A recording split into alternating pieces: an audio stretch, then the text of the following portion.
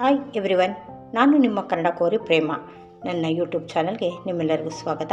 ಆತ್ಮೀಯ ವೀಕ್ಷಕರೇ, ಇವತ್ತಿನ ಬ್ರೇಕ್ಫಾಸ್ಟ್ ಬಂದು ಈಸಿಯಾಗಿರೋಂತಹ ಲಿಕ್ವಿಡ್ ಆಲೂ ಪರೋಟ. ಇದಕ್ಕೆ ಯಾವುದೇ ರೀತಿ ಹಿಟ್ಟು ಕಲಸೋದು ನಾದೋದು ಯಾವುದು ಇಲ್ದಿರ ತುಂಬ ಈಸಿಯಾಗಿ ಬೆಳಗಿನ ಬ್ರೇಕ್ಫಾಸ್ಟ್ಗೆ ಮಾಡ್ಕೊಳ್ಬೋದು. ಹಾಗಾಗಿ ಹೇಗೆ ಮಾಡೋದು ಅಂತ ನೋಡ್ತಾ ಹೋಗೋಣ ಬನ್ನಿ. ಈ ಲಿಕ್ವಿಡ್ ಆಲೂ ಪರೋಟ ಮಾಡೋಕ್ಕೆ ಯಾವ್ಯಾವ ಇಂಗ್ರೀಡಿಯೆಂಟ್ಸ್ನ ಉಪಯೋಗಿಸ್ತಾ ಇದ್ದೀನಿ ಅಂತ ನೋಡೋಣ. ಮೊದಲಿಗೆ ನಾನು 3 ಬೌಲಷ್ಟು ಗೋಧಿ ಹಿಟ್ಟನ್ನು ತೊಗೊಂಡಿದ್ದೀನಿ. ಅದಕ್ಕೆ 3 ಬೌಲ್ ಗೋಧಿ ಹಿಟ್ಟಿಗೆ 3 ಆಲೂಗೆಡ್ಡೆ ಪೊಟೊಟೊ ಅಂತ ತಗೊಂಡು ಬಾಯ್ಲ್ ಮಾಡಿಟ್ಕೊಂಡಿದ್ದೀನಿ. ಆ ರೀತಿ ಸಣ್ಣ ಸಣ್ಣದಾಗಿ ಕಟ್ ಮಾಡಿ ಅದನ್ನು ಬೇಯಿಸ್ಬಿಟ್ಟು ಕುಕ್ಕರಲ್ಲಿ ಇಟ್ಕೊಂಡಿದ್ದೀನಿ. ಜೊತೆಗೆ ಇದಕ್ಕೆ ಇನ್ನು ಉಳಿದ ಪದಾರ್ಥಗಳು ಯಾವ್ಯಾವ ಸೇರಿಸ್ತಾ ಇದ್ದೀನಿ ಅಂದರೆ ಚಿಲ್ಲಿ ಪೌಡರ್, ಧನಿಯಾ ಪೌಡರ್, ಅರಿಶಿಣ ಪೌಡರ್, ಗರಂ ಮಸಾಲ, ತುರಿದಿರೋಂತಹ ಶುಂಠಿ, ಜೀರಿಗೆ, ಈರುಳ್ಳಿ, ಕೊತ್ತಂಬರಿ, ರುಚಿಗೆ ತಕ್ಕಷ್ಟು ಉಪ್ಪು. ಇದನ್ನು ಯಾವ ಪ್ರಮಾಣದಲ್ಲಿ ಸೇರಿಸ್ತೀನಿ ಅಂದರೆ ಈ 3 ಬೌಲಷ್ಟು ಗೋಧಿ ಹಿಟ್ಟಿಗೆ ಎಲ್ಲವನ್ನು ಒಂದೊಂದು teaspoon chilli powder, 1 teaspoon ಧನಿಯಾ ಪೌಡರ್ ತೊಗೊಂಡಿದ್ದೀನಿ. ಉಳಿದಿರೋ ಅಂತಹ ಅರಿಶಿಣ ಪೌಡರು, ಗರಂ ಮಸಾಲ, ಜೀರಿಗೆಯನ್ನು ಅರ್ಧ ಸ್ಪೂನಷ್ಟು ತೊಗೊಂಡಿದ್ದೀನಿ. ಈ ಶುಂಠಿಯನ್ನು ಬೆಳ್ಳುಳ್ಳಿ ಪೇಸ್ಟ್ ಬೇಡ, ಬರೀ ಶುಂಠಿಯನ್ನು ಸಣ್ಣದಾಗಿ ಒಂದು ಅರ್ಧ ಇಂಚಿನಷ್ಟು ತುರಿದಿಟ್ಕೊಂಡಿದ್ದೀನಿ. ಜೊತೆಗೆ ಮೀಡಿಯಮ್ ಸೈಜ್ದು 2 ಈರುಳ್ಳಿ, ಸ್ವಲ್ಪ ಕೊತ್ತಂಬರಿ, ಇಷ್ಟನ್ನು ಉಪಯೋಗಿಸ್ಕೊಂಡು ಯಾವ ರೀತಿಯಾಗಿ ಪರೋಟ ಮಾಡೋದು ಅಂದರೆ ಇದಕ್ಕೆ ಯಾವುದೇ ರೀತಿಯಾಗಿ ಹಿಟ್ಟು ಕಲಿಸ್ಬೇಕು ಅನ್ನೋ ಟೆನ್ಷನ್ ಇಲ್ಲ, ನಾದಬೇಕು ಅನ್ನೋದಿಲ್ಲ. ತುಂಬ ಈಸಿಯಾಗಿ 10 ಮಿನಿಟ್ಸಲ್ಲಿ ಮಾಡ್ಕೊಳ್ಬೋದು. ನೋಡಿ, ಮೊದಲಿಗೀಗ ನಾನು ಬೇಯಿಸಿರೋ ಅಂಥ ಆಲೂಗೆಡ್ಡೆನ ಈ ಜಾರಲ್ಲಿ ಹಾಕಿ ನುಣ್ಣದಾಗಿ ರುಬ್ಕೊಂಡು ಬರ್ತೀನಿ. ಈ ಲಿಕ್ವಿಡ್ ಸ್ವಲ್ಪ ನೀರನ್ನು ಸೇರಿಸ್ಕೊಂಡು ಪೇಸ್ಟ್ ಮಾಡ್ಕೊಂಡು ಬರೋಣ. ಸ್ವಲ್ಪ ಲಿಕ್ವಿಡ್ ಥರನೇ ಇರಲಿ, ಆಮೇಲಿಂದ ಹಿಟ್ಟನ್ನು ಕಲಿಸ್ಕೊಳ್ಳೋಣ. ನೋಡಿ, ಈಗ ಸ್ವಲ್ಪ ನೀರು ಸೇರಿಸಿ ತುಂಬ ಸ್ಮೂತಾಗಿ ನಾನು ಗ್ರೈಂಡ್ ಮಾಡ್ಕೊಂಡು ಬಂದಿದ್ದೀನಿ. ಈಗ ನಾವೇನು ಮಾಡೋದಪ್ಪ ಅಂದರೆ ಹಿಟ್ಟು ಕಲಿಸ್ಬೇಕಾದ್ರೆ ಈ ರುಬ್ಬಿರೋಂತಹ ಎಲ್ಲ ಮಿಶ್ರಣವನ್ನು ಇದರಲ್ಲಿ ಸೇರಿಸ್ಕೊಳ್ಳೋಣ. ನೋಡಿ, ಒಂಚೂರು ಸಣ್ಣ ಗಂಟಿರಬಾರ್ದು, ನೀಟಾಗಿ ಗ್ರೈಂಡ್ ಮಾಡ್ಕೊಳ್ಬೇಕು. ಆಮೇಲೆ ಅದು ಸೇರಿಸಿದ್ದಾದಮೇಲೆ ನಾವು ತೊಗೊಂಡಿರೋಂಥ ಎಲ್ಲ ಮಸಾಲ ಪದಾರ್ಥಗಳನ್ನು ಇದರಲ್ಲಿ ಸೇರಿಸೋಣ. ಈರುಳ್ಳಿ, ಧನಿಯಾ ಪೌಡರ್ಗಳು, ಜೀರಿಗೆ, ಚಿಲ್ಲಿ ಪೌಡರ್ ಎಲ್ಲವನ್ನು ಇದಕ್ಕೆ ಸೇರಿಸ್ಕೊಳ್ಳೋಣ.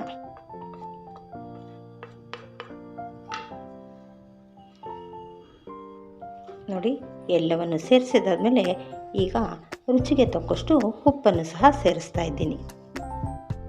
ಈಗ ಇದನ್ನೆಲ್ಲ ಒಳ್ಳೆಯದೊಂದು ಮಿಕ್ಸ್ ಕೊಟ್ಟು ದೋಸೆ ಹಿಟ್ಟಷ್ಟು ತೆಳುವಾಗಿ ಕಲಿಸ್ಕೊಳ್ಬಾರ್ದು, ಸ್ವಲ್ಪ ಮಟ್ಟಿಗೆ ಗಟ್ಟಿಯಾಗೇ ಇರಬೇಕು. ಈಗ ನಾವು 3 ಬೌಲ್ ಗೋಧಿ ಹಿಟ್ಟು ತೊಗೊಂಡ್ರೆ ಒಂದು 4ರಿಂದ 4.25 ಬೌಲಷ್ಟು ನೀರು ಸೇರುತ್ತೆ. ಅಷ್ಟನ್ನು ಸೇರಿಸ್ಕೊಂಡು ತುಂಬ ತೆಳುವಾಗಿ ಕಲಿಸ್ಬೇಡ್ರಿ, ಈ ರೀತಿ ಗಂಟುಗಳಿಲ್ದಿರ ನೀಟಾಗಿ ಕಲಿಸ್ಕೊಳ್ಳೋಣ. ಜಾರನ್ನೆಲ್ಲ ತೊಳೆದು ಆ ನೀರನ್ನೇ ಇದಕ್ಕೆ ಸೇರಿಸ್ಕೊಳ್ಳಿ. ನೋಡಿ, ಈ ಜಾರಲ್ಲಿ ಉಳಿದಿರೋದನ್ನೆಲ್ಲ ಸೇರಿಸ್ಕೊಂಡು ಆ ನೀರನ್ನೇ ಸೇರಿಸ್ಕೊಳ್ಳೋಣ. ಎಷ್ಟು ಬೇಕೋ ಅಷ್ಟು ಕಲಿಸ್ತಾ ನೀರನ್ನು ಸೇರಿಸ್ಕೊಳ್ಳೋಣ. ನೋಡಿ, ಇದು ಸ್ವಲ್ಪ ನಿಧಾನವಾಗಿ ಎಲ್ಲವನ್ನು ಆ ಆಲೂಗೆಡ್ಡೆ ಜೊತೆ ಮಿಕ್ಸ್ ಆಗಬೇಕು. ಹಿಟ್ಟೆಲ್ಲ ಸ್ವಲ್ಪ ನೀರು ಹಾಕ್ತಾ ಈ ರೀತಿ ಒಂದು 2 ನಿಮಿಷಗಳ ಕಾಲ ಮಿಕ್ಸ್ ಮಾಡ್ತಾ ಬನ್ನಿ. ನೋಡ್ಕೊಂಡು ನೀರನ್ನ ಸೇರಿಸ್ಕೊಳ್ಳಿ. ನೋಡಿ, ಈ ಕನ್ಸಿಸ್ಟೆನ್ಸಿಲಿರಬೇಕು. ತೀರಾ ತೆಳುವಾಗಿ ದೋಸೆ ಹಿಟ್ಟಿನ ಥರ ಇರಬಾರ್ದು, ಇಷ್ಟು ಗಟ್ಟಿ ಇರಬೇಕು. ಈಗ ಇದನ್ನು ತುಂಬ ಚೆನ್ನಾಗಿ ಮಿಕ್ಸ್ ಮಾಡ್ಕೊಂಡಿದ್ದೀನಿ. ಯಾವುದೇ ರೀತಿಯಾಗಿ ಗಂಟುಗಳಿರಬಾರ್ದು. ನೋಡಿ, ಈ ಥರ ಇದ್ದರೆ ಈಗ ಪರೋಟ ರೆಡಿ ಮಾಡ್ಬೋದು. ಈಗ ಇದನ್ನು ಒಂದು 10 ನಿಮಿಷ ರೆಸ್ಟ್ ಮಾಡೋದಕ್ಕೆ ಬಿಡೋಣ, ಆಮೇಲೆ ಪರೋಟಗಳನ್ನ ರೆಡಿ ಮಾಡೋಣ. ನೋಡಿ, 10 ನಿಮಿಷ ಆಗಿದೆ. ಈಗ ನಾವು ಪರೋಟಗಳನ್ನ ಬೇಯಿಸ್ಕೊಳ್ಳೋಣ. ನೋಡಿ, ಸ್ಟವ್ ಹಚ್ಚಿ ನಾನು ತವ ಇಟ್ಟಿದ್ದೀನಿ. ಈಗ ತವ ಆಲ್ರೆಡಿ ಕಾಯ್ದಿದೆ. ಈಗ ನಾವು ಹಾಕ್ಕೊಳ್ಬೋದು. ನೋಡಿ, ಈ ರೀತಿಯಾಗಿ ತಗೊಂಡು ನಿಮಗೆ ಯಾವ ಸೈಜಲ್ಲಿ ಬೇಕೋ ಆ ಸೈಜಲ್ಲಿ ಹಾಕ್ಕೊಂಡು ನಿಧಾನವಾಗಿ ಇದನ್ನು ದೋಸೆ ಥರ ತುಂಬ ತೆಳುವಾಗಿ ಹಾಕಬಾರ್ದು, ಸ್ವಲ್ಪ ದಪ್ಪ ಇರಬೇಕು.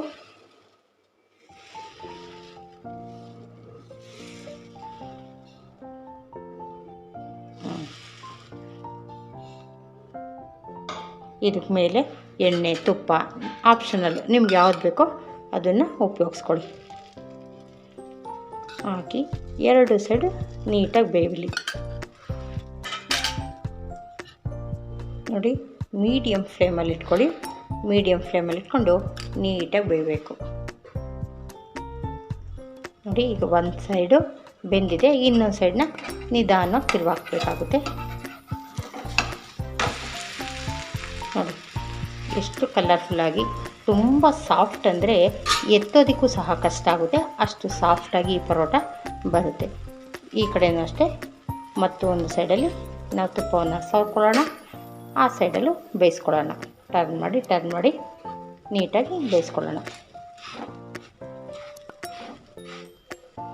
ಈ ರೀತಿ ಟರ್ನ್ ಮಾಡಿ ಬೇಯಿಸ್ಕೊಳ್ಳಿ, ನೀಟಾಗಿ ಬೇಯುತ್ತೆ. ನೋಡಿ, ಈಗ 2 ಸೈಡ್ ನೀಟಾಗಿ ಬೆಂದಿದೆ. ಈಗ ನಾನು ತಗೊಳ್ತೀನಿ. ಈಗ ನೀಟಾಗಿ ರೆಡಿಯಾಗಿದೆ ನೋಡಿ. ಮತ್ತು ಅದೇ ರೀತಿಯಾಗಿ ತವಾ ಬಿಸಿ ಇರುತ್ತೆ, ಬೇಗ ಮತ್ತೊಂದನ್ನು ಹಾಕ್ಕೊಳ್ತಾ ಹೋಗೋದು.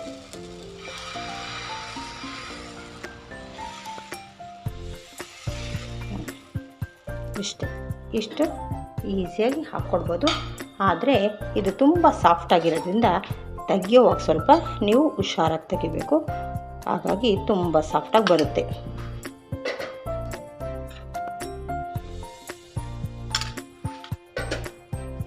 ನೋಡಿ, ಈಗ ಒಂದು ಸೈಡ್ ಬೆಂದಿದೆ, ಮತ್ತೊಂದು ಸೈಡ್ ಬೇಯಿಸ್ಕೊಳ್ಳೋಣ.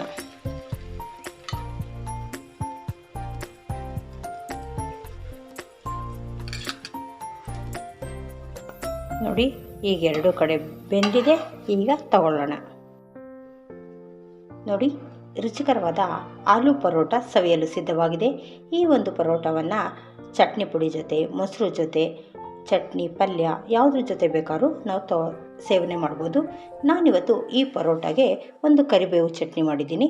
ಇದು ಸಹ ಅದಕ್ಕೆ ಒಳ್ಳೆ ಕಾಂಬಿನೇಷನ್ನು. ನಿಮಗೆಲ್ರಿಗೂ ಈ ರೆಸಿಪಿ ಇಷ್ಟ ಆಗಿದೆ ಅಂತ ಭಾವಿಸಿದ್ದೀನಿ. ಇಷ್ಟ ಆಗಿದ್ರೆ ಲೈಕ್, ಶೇರ್, ಸಬ್ಸ್ಕ್ರೈಬ್ ಮಾಡೋದನ್ನ ಮರಿಬೇಡಿ. Thank you.